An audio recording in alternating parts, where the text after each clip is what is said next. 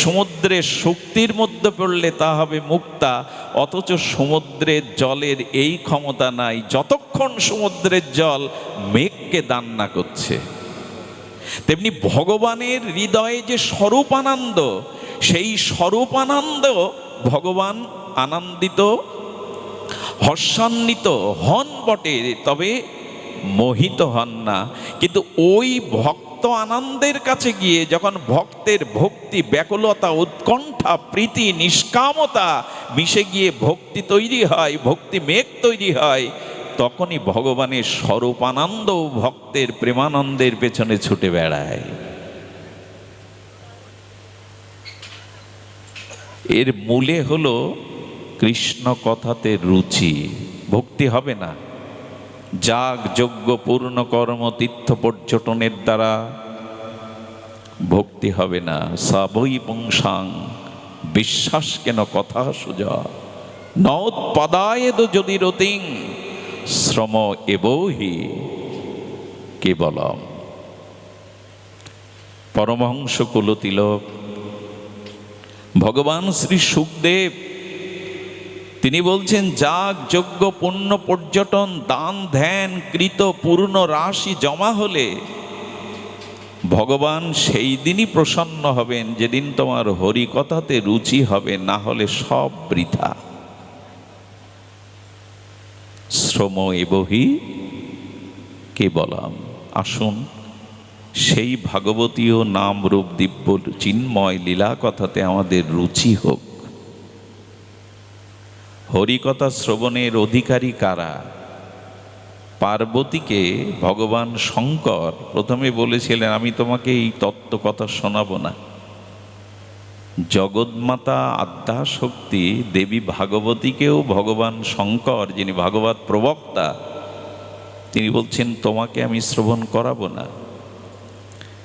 কারণ গত জন্মে তুমি আমার অর্ধাঙ্গিনী সহধর্মিনী সতী ছিলে। সেই সতী থাকা অবস্থায় ভরদ্বাজ ঋষির আশ্রমে চিত্রকূটে তোমার শ্রবণাঙ্গতে ভক্তি হয়নি। কি আশ্চর্য কথা! তোমার শ্রবণাঙ্গে ভক্তি হয়নি। তুমি ঋষি ভরদ্বাজকে দেখেও বক্তা রূপে শ্রদ্ধা করতে পারোনি। আর সেই লীলা কথা, ভগবত কথা শুনে সাক্ষাৎ মর্যাদা পুরুষোত্তম রামচন্দ্রের লীলা দেখেও সীতা হারানো রঘুপতি রামচন্দ্রের নরলীলায় যখন শোকে কাতর হয়ে কাঁদছিলেন, তখনও তোমার ভগবানের লীলাতে বিশ্বাস আসেনি। এই জন্য মনে মনে আমি তোমায় ত্যাগ করেছিলাম। তুমি সতীদেহ পরিত্যাগ করে পার্বতী হয়ে এসছো। পূর্বজন্মের যদি স্বভাব থাকে তোমাকে আমি হরিকথা শোনাবো না। পার্বতী মা বলছেন, প্রভু অমৃতময়, সেই চিন্ময় অমরত্ব অমৃত আমাকে পান করান। বললেন, যদি ঘুমিয়ে পড়ো, অলসতা আসো, অভিশাপ নিতে হবে। রাজি আছো? হরিকথার অধিকারী সবাই না। যাদের অলসতা আসে, নিদ্রা আসে, শ্রবণে পটুতা নাই, উৎকর্ণ নাই, ভগবান শঙ্কর বললেন এদের হরিকথাতে কোনো জন্মেই ক্রিয়া হবে না। সাবধানে শুনিবেগ মহন্ত বচন। প্রতিদিন ধ্রুব চরিত্র, প্রহ্লাদ চরিত্র সাবধানতার সহিত গদাধর পণ্ডিত গোস্বামীর কাছে মহাপ্রভু নিজে শুনতেন। এবং সেই প্রহ্লাদ চরিত্র, ধ্রুব চরিত্র শ্রবণ করতে করতে প্রভু চোখের জলে হস্তলিখিত গদাধর পণ্ডিত গোস্বামীর ভাগবতের অক্ষর ভাসিয়ে দিয়েছিলেন। প্রভু, তুমি রাধা কৃষ্ণ মিলিত তনু পরতত্ত্ব, ব্রহ্মারও বাঞ্ছিত চরণ, তুমি কেন প্রহ্লাদ চরিত্র, ধ্রুব চরিত্রে কাঁদছ? শ্রবণ উৎকণ্ঠা কেন তোমার? বলেন, প্রহ্লাদের মতো ভগবানে বিশ্বাস আমার কবে হবে? স্তম্ভের মধ্যেও ভগবান আছেন এই বিশ্বাস। ধ্রুবের মতো ব্যাকুলতা ভগবানের প্রতি আমার কবে হবে? আমার তো হলো না। একে বলে শ্রবণ, একে বলে শ্রবণ। পার্বতী প্রতিজ্ঞা করেছিল, হরিকথাতে যাদের অলসতা আসে, নিদ্রা আসে, জীবাণু আছে, হরিকথাতে মনোনিবেশ হয় না, এরা হরিকথা শ্রবণের অধিকারী নয়। ভগবান শঙ্কর এই জন্য সাবধান করেছে, সতীকেও পর্যন্ত আমি পরিত্যাগ করেছিলাম, তাকে আবার নূতন করে পার্বতী হয়ে আসতে হলো, না হলে তার কৃপা হয়নি। সাবধানে শুনিবেক মহন্ত বচন। এই মা বসে পড়ো, মালা পরে দিও, বসে পড়ো। সাবধানে শুনিবেক মহন্ত বচন। আসুন ভাগবতের প্রারম্ভিক ভূমিকাতে আমরা শ্রবণ কীর্তনে শ্রদ্ধান্বিত হই। শ্রদ্ধান্বিত শ্রবণ কীর্তন। সুধীজন, হরিকথাতে যেটি আমরা প্রাপ্ত হব, আমাদের জীবনে অবসাদ আছে, বিষাদ আছে। অবসাদগ্রস্ত বিষাদগ্রস্ত জীবনে একমাত্র সাধুসঙ্গ হরিকথাতেই সেই অবসাদ আর বিষাদ দুর্বিত হয়ে আমরা পরম ঐকান্তিক প্রেমানন্দ, ভক্তি আনন্দ লাভ করতে পারি, যদি ভগবত কথারূপী প্রসাদ আমরা এখানে গ্রহণ করতে পারি। বিষাদ এবং অবসাদ দূর হবে যদি শ্রী ভগবানের কথামৃত প্রসাদ আমরা লাভ করতে পারি। যদি আমরা লাভ করতে পারি, মানুষের জীবনে সম্মুখে দুটি জিনিস, এই প্রপঞ্চময় অনিত্য অসুখময় পৃথিবীতে জীবের সামনে ভগবান দুটি জিনিস প্রস্তাবনা করেছেন। একটি হলো ভগবান, দ্বিতীয়টি হলো ভোগ। কোনটি চাই আমরা, এটা আপনার বিবেকের কাছে আপনাকেই জানতে হবে, জিজ্ঞাসা করতে হবে। আমাদের সম্মুখে ভগবান দুটি জিনিস সৃষ্টি করেছেন, এক স্বয়ং সচ্চিদানন্দপূর্ণ ভগবান আর এক ভোগ। কোনটি চাই আমরা, ভোগ না ভগবান, শ্রেয় না প্রিয়? ভোগ পেলে প্রিয়তা লাগবে, শুরুতে আনন্দ লাগবে, পরে দুঃখ নিতে হবে, অভিশাপ নিতে হবে, নিজের পতন ডেকে আনবে। এই জন্য তুমি ভগবান চাও না ভোগ চাও? সিদ্ধান্তটা অর্জুন নিতে পেরেছিলেন, দুর্যোধন নিতে পারেনি। কি চাই এই সিদ্ধান্ত দুর্যোধন নিতে পারেনি। দুর্যোধন যেই শুনলেন শ্রীকৃষ্ণ কুরুক্ষেত্রের রণাঙ্গনে অস্ত্র ধারণ করবে না, সঙ্গে সঙ্গে দুর্যোধন প্রসন্ন হয়ে বলেছিলেন, এ তোমার শ্রীধাম বৃন্দাবন যমুনা পুলিনের বংশীবট নয় যে তুমি মুরলীধারী হয়ে গোপীদের মনোহরণ করার জন্য বাঁশি বাজাবে। এ হলো কুরুক্ষেত্র, এখানে অস্ত্র আর বীরত্বেরই প্রভাব, এটা তোমার রাসলীলার প্রভাব না। সেই তুমি যখন রণাঙ্গনে অস্ত্র ধরবে না, বেকার তোমাকে নিয়ে লাভ কি? সিদ্ধান্ত দুর্যোধন নিতে পারেনি, বলেছিল তোমার হাতি ঘোড়া অস্ত্র দাও, ওইগুলোই যুদ্ধে দরকার। অর্জুন বুঝেছিল তুমি শুধু আমার হও কেশব, আর কিছু নয়। সিদ্ধান্ত কি নিতে পেরেছি জীবনে, ভোগ চাই না ভগবান চাই? তবে ভোগেরও পরম ভোগ উপলব্ধি করতে পারবেন যদি ভগবানকেই চান। কারণ মহাপ্রভু পর্যন্ত তিনি রাধা প্রণয়কে, রাধার মাধুর্যকে ভোগ করতেই তো এলেন। প্রকৃত ভোগ ভগবানের চিন্ময় ভজন আনন্দের মধ্যেই। জাগতিক কোনো বিষয়, প্রপঞ্চ কোনো বিষয়ে যে ভোগ আমরা দেখি, সেই ভোগের পরিণাম দুঃখ, জরা, ব্যাধি, স্খলন, পতন। ভোগ চাই না ভগবান চাই? তোমাকেই বেছে নিতে হবে।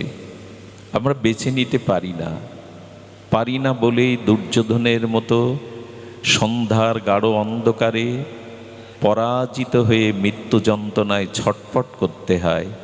আর যারা ভগবানকে চেয়ে জীবনে রথের সারথি করতে পারেন, জীবন রথের সারথি, তারা মহাপ্রস্থানের পথে চলে যায়। কোথায় তাদের মৃত্যু যন্ত্রণা? দুটো পথ খোলা, বেছে নেওয়ার দায়িত্ব আমাদের, ভগবান না ভোগ। ভোগেই আমরা মর্ত, অনন্ত প্রকার ভোগেই আমরা মর্ত আছি। এর থেকে বেরিয়ে আসার জন্য এই পাপময় অপরাধময় অনন্ত জন্মের সঞ্চিত পাহাড় পরিমাণ পাপ অপরাধকে ভাঙতে পারে কেবল একজন। আচ্ছা, আকাশ থেকে অসীমী সংকেতে বজ্র সম্পদ যদি পাহাড়ের উপরে হয়, আকাশ থেকে অসীমী সংকেত দ্বারা বজ্র যদি পাহাড়ে সম্পদ হয়, পাহাড় চূর্ণ বিচ্ছিন্ন হয় কিনা? কিছুটা হলেও চূর্ণ বিচ্ছিন্ন হয়ে যায় ওই বজ্রের আঘাতে। তেমনি শ্রীমান মহাপ্রভু বললেন, ওগো, তোমাদের অনন্ত জন্মের যে পাপ অপরাধের পাহাড় হৃদয়ে জমে আছে, শ্রীকৃষ্ণ চৈতন্য করুণার অবতার হয়ে কৃপা করে তিনি এই জগতে পতিত উদ্ধারণ রূপে এসে আর পঞ্চম পুরুষত্ব প্রেম হরিনাম বৈষ্ণব সঙ্গ ভাগবত সাক্ষাৎকার করিয়ে সেই জীবের হৃদয়ে বজ্রের মতো হরিনাম হরিকথাকে দিয়ে জীবের পাপময় পাহাড়কে চূর্ণ করে ওর মধ্যে দিয়ে ভক্তির ঝর্ণা বইয়ে দিলেন। আচ্ছা, মর্মর পাথরের ভেঙে গেল, কিন্তু কিছুক্ষণ পর দেখা গেল ওর মধ্যে দিয়ে ঝরো ঝরো ঝর্ণা বইছে, বয় কিনা? শ্রীকৃষ্ণ চৈতন্য পরতত্ত্ব বলছেন, তোমার অনন্ত জন্মের পাপ অপরাধের যে পাহাড় চিত্তে জমে আছে, আমি হরিনাম হরিকথা মহৎ কৃপা দ্বারা সেই পাহাড়কে চূর্ণ বিচূর্ণ করে ভক্তির গঙ্গা ধারা ভক্তির ঝর্ণা দ্বারা বয়ে দেওয়ার জন্যই আমি এসেছি। এলো মহাপ্রভুর কৃপা, একমাত্র ওনার কৃপাতেই এটি সম্ভব। আমাদের মতো হতভাগ্য কলিহত জীবের জন্য নিতাই চৈতন্য ছাড়া আর কোনো পথ খোলা নেই। এমন দরদি, এমন দয়ালু আর আসেনি, 4000 বছরে আসবেও না।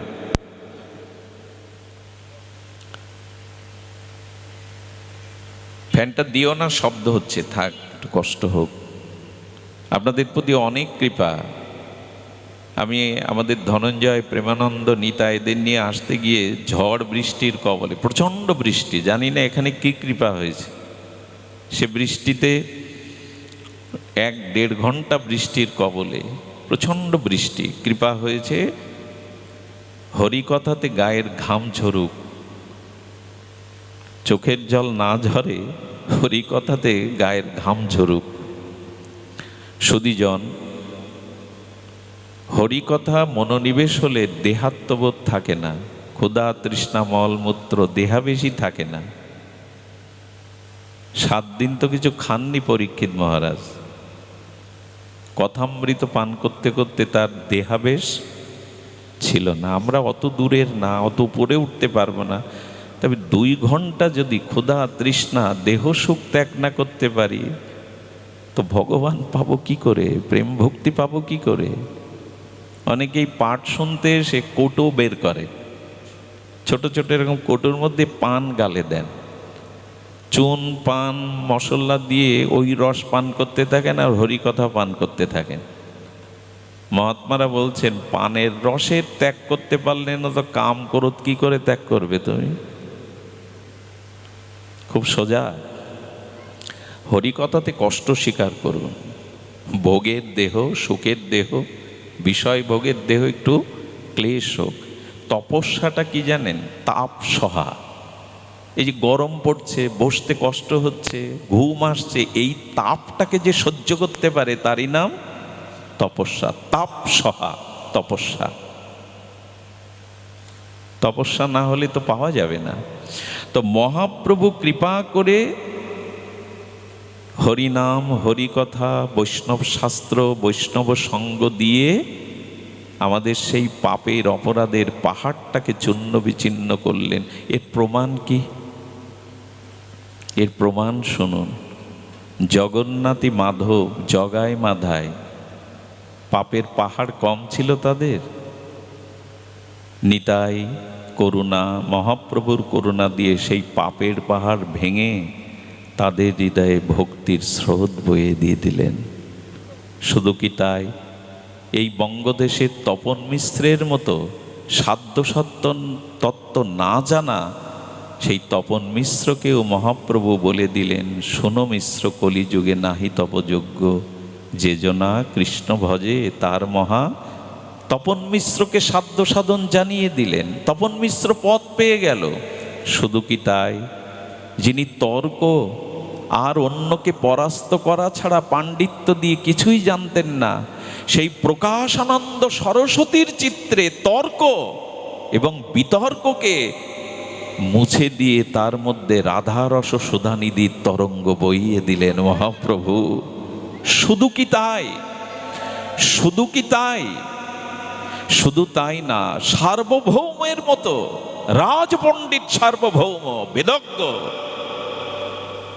শুষ্ক হৃদয়, প্রেম নাই, ভক্তি নাই, ষড়ভুজ দর্শন করিয়ে কৃপা করে সার্বভৌমকে পাগল করে নাচালেন হরি নামে হরি প্রেমে মহাপ্রভুই।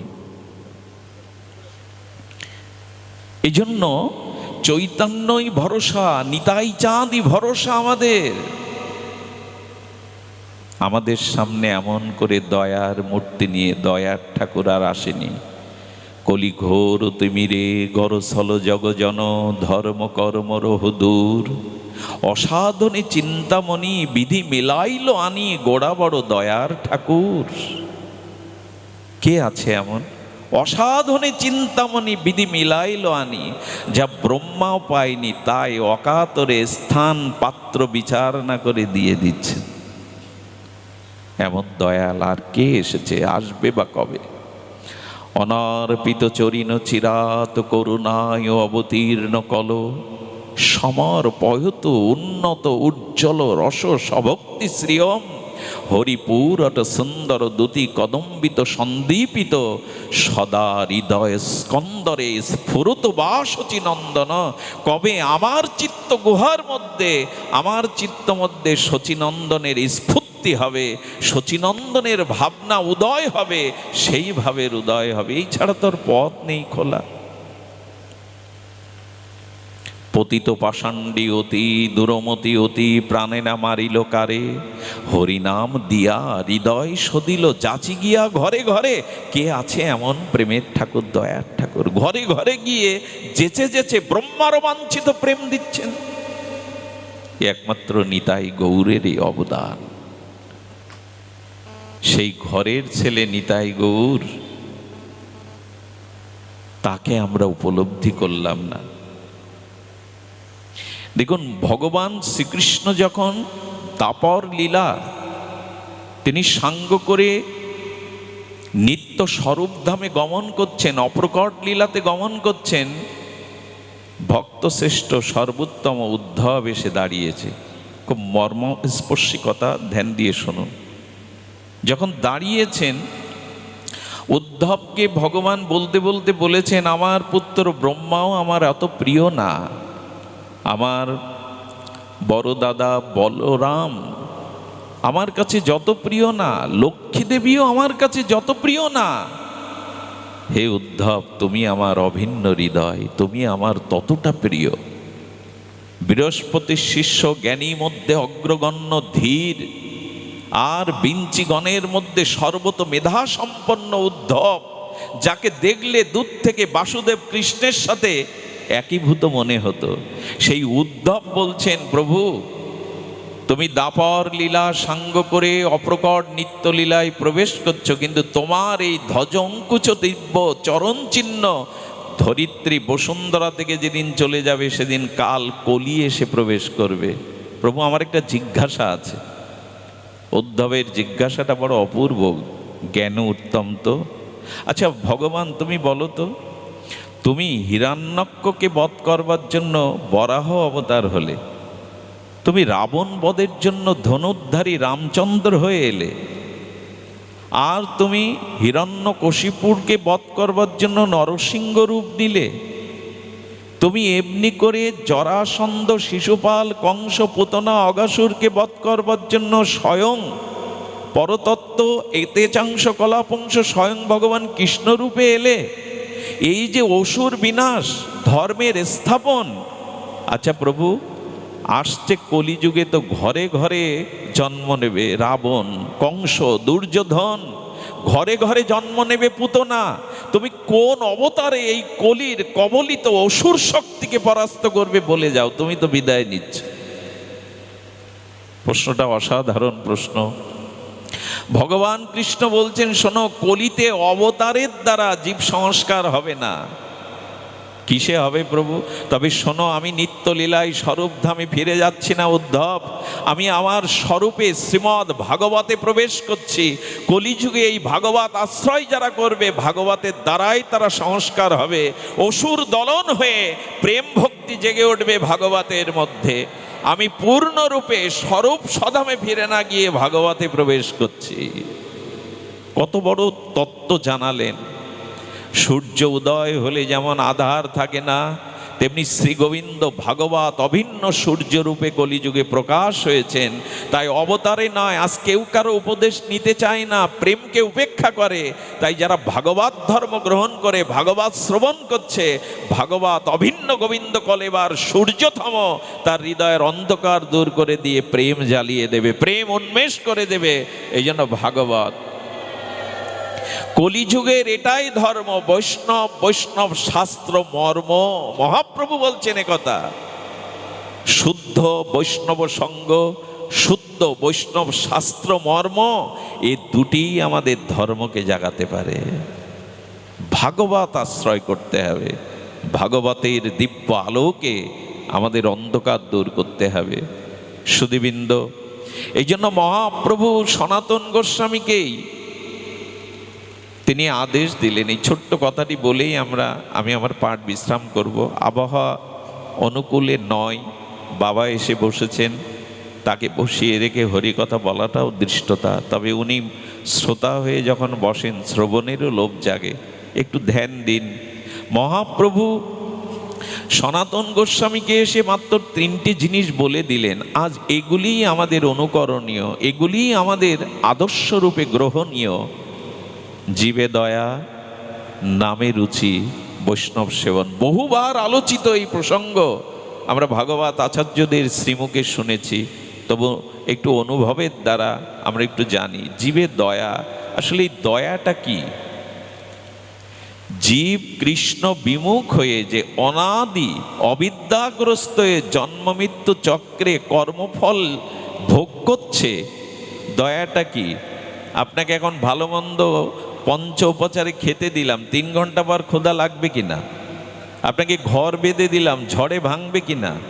আপনাকে বস্ত্র দিলাম, বস্ত্রটাও বিনষ্ট হবে কিনা? আপনাকে অর্থ দিলাম, সেই অর্থ আপনার বিনষ্ট হয়ে যাবে। প্রকৃত দয়া, প্রকৃত দান কি?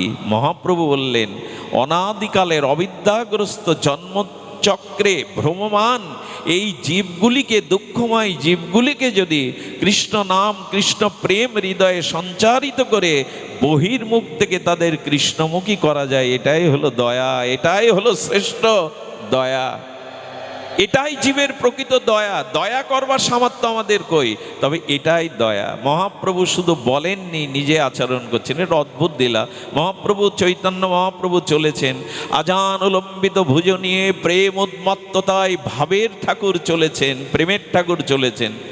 সেদিন ঘোল বিক্রি, এক ঘোল ফেরি করে বিক্রি করে উনি পথ দিয়ে আসছেন। হঠাৎ চৈতন্যদেবকে সম্মুখে দেখে বললেন, আরে সোনার পর্বত সম তপ্ত কাঞ্চনময় শ্রীঅঙ্গ কেই নি, আজান উলম্বিত ভুজ তপ্ত কাঞ্চনময় তরঙ্গে বদনে সেই হরিনামের মধুমাখা। আর তার বদন দর্শন করে বিমোহিত হয়ে কোন আকর্ষণে ছুটে গিয়ে চৈতন্য মহাপ্রভুর সামনে বাগ নামিয়েছেন। মহাপ্রভু তো দাতা শিরোমণি বললেন, মাটির পাত্রে কি আছে তোমার? বলে, প্রভু ঘোল আছে। বলে, দেবে আমায়, দাও। আর প্রভু চাওয়ার সাথে সাথে চিত্তের কেন কি আবেদনে তাকে দিয়ে দিল। প্রভু মাটির পাত্র বড় ভালোবাসতেন, মাটির পাত্রে সে ঘোল সব পেয়ে নিলেন। যেই পেয়ে নিয়ে হাড়ি শূন্য হয়ে গেছে, ঘোলওয়ালা বিক্রেতা বলছে, প্রভু মূল্য দিন। বললেন, মূল্য চাইছো, কিন্তু আমার কাছে তো পয়সা করি নাই। বললো, তা বললে তো আমার সংসার চলবে না প্রভু। আরে ঘোল সব পেয়ে নিয়েছেন, আজ বিক্রি করা হাড়ি চলবে না, উপবাস করে থাকতে হবে। বলে, আমার কাছে তো পয়সা করি নাই। ওই পয়সা করি নাই তো আমার চলবে কি করে? বলে আমার কাছে একটা জিনিস আছে, সেই সম্পদ আমি তোমায় দিচ্ছি। বলে অন্তত দিন উনি মনে করেছেন অন্য কোনো সম্পদ আছে। বলে সম্পদ নেবে এসো। প্রভু হাতটা উত্তোলন করে বলছে হরি বল হরি বল হরি বল। বলে আমার কাছে এই সম্পদ আছে, এটা নাও। আচ্ছা, হরি বল শব্দের অর্থ কি? আমরা হরি বলি, হরি হরি হরি বল কেন? বল মানে কাউকে নিবেদন করা হচ্ছে, হরি বল তুমি বলো। আবার আপনি বলছেন হরি বল, আমাকে বলছেন, এটা নিবেদন করা হচ্ছে বলবার জন্য। হরি বলে কয়টা অক্ষর? 4টে, হ র ব ল। মহাপ্রভু বলছেন হতে হরি মানে কৃষ্ণ, গৌর হরি, ঋষিকেশ হরি, স্বয়ং হরি, রতে রাধা, আর হ্যাঁ হরি বল, বতে বৃন্দাবন আর লতে লীলা। হরি বল বলা মানে রাধা মাধব সহিত বৃন্দাবনের লীলা স্ফুরতি হওয়া, এই হরি বল। এই জন্য হতে হরি, রতে রাধা, বতে বৃন্দাবন, লতে লীলা একই সাথে সমর্পিত করে মহাপ্রভু বললেন আমার কাছে একটা সম্পদ আছে, তুমি নাও, হরি বল হরি বল। আমাকে এক মহাত্মা বলেছিল বিল্বমঙ্গল, যদি তোমার স্ত্রীর সাথে কখনো ঝগড়া হয় বাড়িতে, স্ত্রী যতই কটু কথা বলুক, সামনে তুমি একটু হরিবোল বলবে। ও বলে যাচ্ছে তুমি হরিবোল বলো। আবার স্বামী যদি ঝগড়া করে মা বলবে। যদি স্বামী স্ত্রী পিতামাতা দুইজন বলে, তবে সন্তানদের শিখিয়ে দিলেন ও কেন হরিবোল বলবে। কথা চারিয়ে যাওয়া কি সম্ভব? কষ্ট হবে আপনাদের। ভিজেন না, আপনারা বারান্দায় যান। যারা আচ্ছাদনের ভিজছেন বারান্দায় যান, আপনারা ছায়াতে উঠুন, নিরাপদ স্থানে উঠুন, ভিজবেন না। তো হরিবোল বলালেন মহাপ্রভু। মহাপ্রভু বলছে দেখো, তাও যদি তোমার অর্থ দরকার হয়, আমার শিষ্যগণ পেছনে আসছে, বৈষ্ণবগণ, ওদের কাছে চাও। আরে উনি ওই আশায় বসেছেন, বৈষ্ণবরা গৌর হরি বলতে বলতে আসছেন, বললেন তোমাদের প্রভু আমার ঘোল পাত্র খালি করে দিয়েছেন, তোমাদের কাছে যদি কিছু পাই সম্পদ দিতে বলেছে। বলেছে তুমি কি পাগল? উনি আমাদের আচার্য গুরু, গুরুর কাছে পয়সা নেই তো শিষ্যের কাছে থাকে? আরে আমাদের কাছেও তো নেই। বলি সব তো তোমরা নেই নেই বলছো, আছে কি? বলে আছে একটা জিনিস যা প্রভু দিয়েছেন, এসো তাই দিয়ে। হরিবোল বলতে ওরাও শুরু করেছেন। হরিবোল বলো, এটাই সম্পদ। গৌরাঙ্গের দুটি পদ, যার প্রেম সম্পদ, সেজনা ভক্তি রসসার। ওগো, যার ভক্তি এসেছে, গৌর নাম এসেছে, তার অভাব থাকে? অভাব থাকে না। এই জন্য মহাপ্রভু এমনি করে কৃপা করছেন, বলেন বহির্মুখ জীবকে কৃষ্ণমুখী করার প্রয়াস করো। আপনি আচারে জীবকে এই শিক্ষা দাও, এটাই হলো প্রকৃত দয়া। আজকে যারা এখানে অষ্টকালীন সংকীর্তন, অষ্টকালীন লীলা কীর্তন এবং ভাগবত দিচ্ছেন, এরাই প্রকৃত দয়া করছেন। অর্থ ব্যয় করে, কষ্ট স্বীকার করে এই যে জীবগুলিকে প্রেম ভক্তি দানের, শাস্ত্র মর্মাত্ম দানের ব্যবস্থা করেছেন, এটাই হলো দান, এটাই হলো দয়া। যারা গোবিন্দ কথার আয়োজন করে, ভাগবতের আয়োজন করে, এই ভাগবত বিতারণই হলো, ভগবত অন্যের মধ্যে প্রচার হলো, এটাই হলো প্রকৃত জীবে দয়া। নামে রুচি। মহাপ্রভু বললেন এইটাই কেবল আমাদের উপলব্ধিতে আনতে হবে, নামে যেন রুচি হয়, তৃষ্ণাত্ম চাতকের মতো যেন রুচি হয়। এই রুচি নিয়েই হরি নাম। দেখুন রুচি কেন দরকার, আমি আগেও বলেছি। একটি ময়লা বস্ত্রের উপরে সাবান রেখে ঘষলে কাপড় পরিষ্কার হবে না, ডিটারজেন্ট ওপরে দিলে কাপড়ের ওপর পরিষ্কার হবে না, ওখানে তৃতীয় একটি বস্তু চাই, জল। আচ্ছা, ময়লা বস্ত্রের ওপরে সাবান দিলেন, পরিষ্কার হবে?